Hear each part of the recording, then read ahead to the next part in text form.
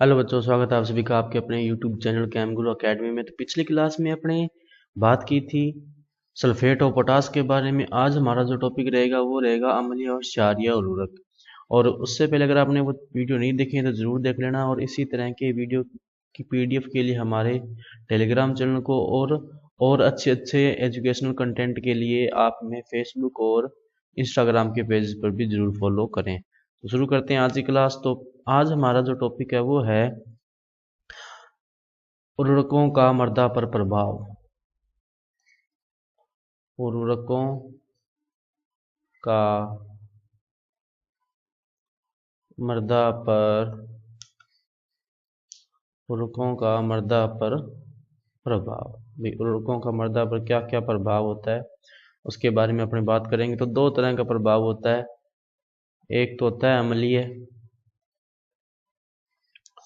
और दूसरा होता है क्षारीय। हालांकि एक तीसरे प्रकार का भी होता है जो कि उदासीन होते हैं, जैसे जैसे डीएपी हो गया, डाई अमोनियम फास्फेट। तो या जैसे कैल्शियम अमोनियम नाइट्रेट हो गया, कैन खाद जिसको बोलते हैं, वो क्या होता है, उदासीन होता है। कैल्शियम अमोनियम नाइट्रेट कैन खाद जिसको बोलते हैं अपने नॉर्मली, वो क्या होता है, उदासीन प्रकृति का। अम्लीय प्रकृति के कौन कौन से होते हैं देखना, जिन भी उर्वरकों में अमोनियम शब्द आ रहा होता है वो सारे ही होते हैं। जैसे अमोनियम सल्फेट, ये अम्लीय प्रकृति का होगा। उसके अलावा बात करें अमोनियम क्लोराइड, ये भी अम्लीय प्रकृति का होगा।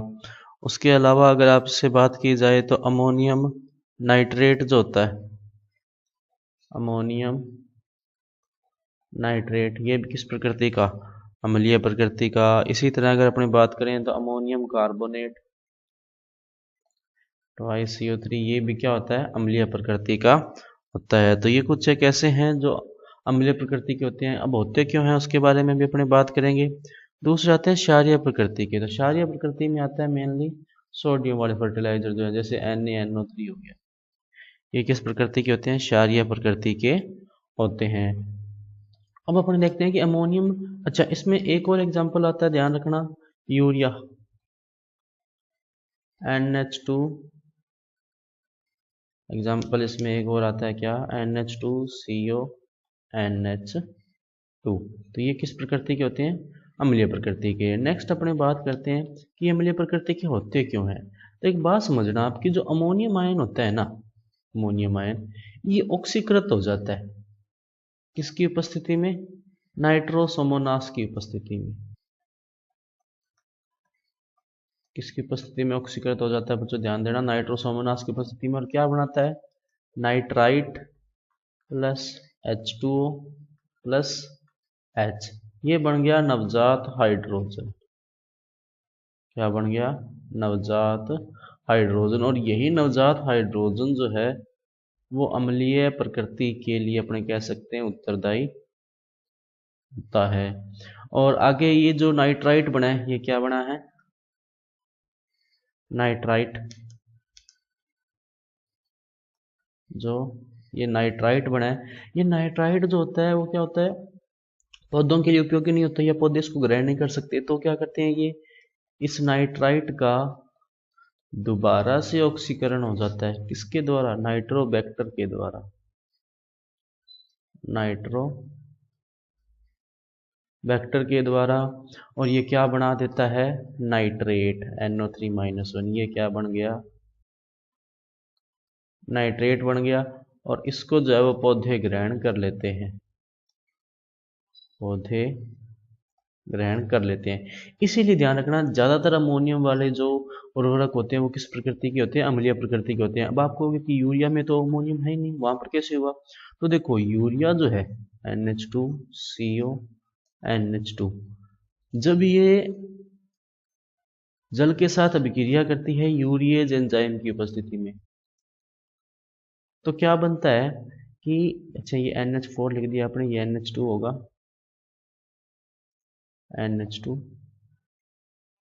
ये क्या बना लेता है, अमोनियम कार्बोनेट बना लेता है। ध्यान देना आप कि जब ये इसके साथ अभिक्रिया करता है जल के साथ, तो क्या बना लेता है, अमोनियम कार्बोनेट। और अभी भी अपने बात की कि अमोनियम जो होता है वो तो अम्लीय प्रकृति का होता है, तो इसीलिए यूरिया जो होती है ना वो भी किस प्रकृति की होती है, अम्लीय प्रकृति का उर्वरक होती है। तो ये तो अपने कर लिए अम्लीय प्रकृति के, अम्लीय प्रकृति क्यों है। अब अपने करते हैं क्षारीय प्रकृति वाले। तो क्षारीय प्रकृति वाले वैसे ज़्यादातर नहीं होते हैं, नॉर्मली वो होते हैं जिसके अंदर सोडियम ज़्यादा होता है। तो यहाँ पर अपने पास एग्जांपल क्या है, NaNO3 सोडियम नाइट्रेट। तो NaNO3 का जब योजन होता है ना, या NaNO3 जब मृदा में घुलेगा तो क्या बनाएगा, एक तो Na प्लस, दूसरा क्या बनेगा NO3-1।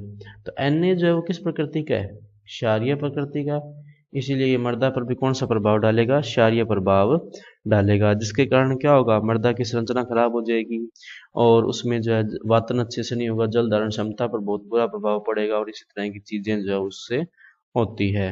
नेक्स्ट आते हैं अपने वो जो उदासीन वाले होते हैं, हालांकि उदासीन वाले बहुत कम है।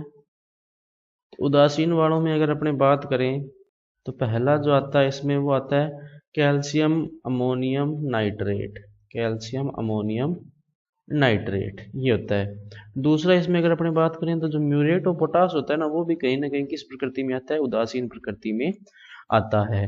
तो ये जो है वो आयन, अच्छा आप ये कहोगे कि इसमें तो अमोनियम आ गया, तो ये उदासीन कैसे, ध्यान दो अमोनियम तो इसमें आया लेकिन साथ में क्या आ गया, कैल्शियम और नाइट्रेट। नाइट्रेट जो होता है वो क्षारीय प्रकृति का होता है और कैल्शियम होता है वो भी कहीं ना कहीं अपने कह सकते हैं कि अम्लीय से ज़्यादा होता है, उदासीन से ज़्यादा प्रकृति होती है, बहुत कम क्षारीय होता है लेकिन क्षारीय होता है। तो ये दोनों अमोनियम के अम्लीय प्रभाव को क्या कर देते हैं, समाप्त कर देते हैं। अब यहाँ पर बच्चों एक बात आप ध्यान देना, यहाँ पर एक आता है फास्फोरस स्थिरीकरण।